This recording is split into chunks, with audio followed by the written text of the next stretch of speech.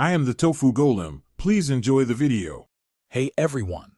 In this video I will explain how to replace a Toyota Sienna sliding door cable. If your power sliding door is acting up, a broken cable is often the culprit.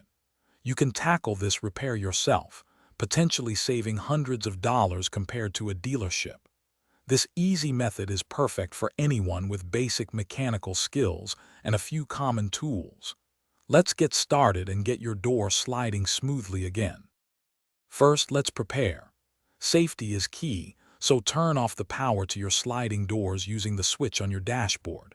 Next, gather your tools. You'll need a plastic pry bar set, an impact driver with hex bits, and a ratchet set including a 10mm socket.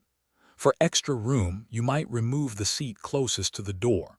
Finally, roll the window all the way down on the door you're working on.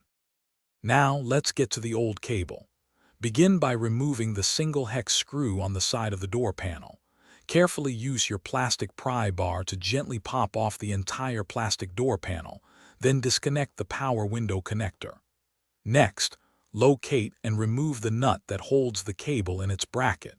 Finally, you'll need to unbolt the 3 bolts that secure the cable assembly inside the door itself.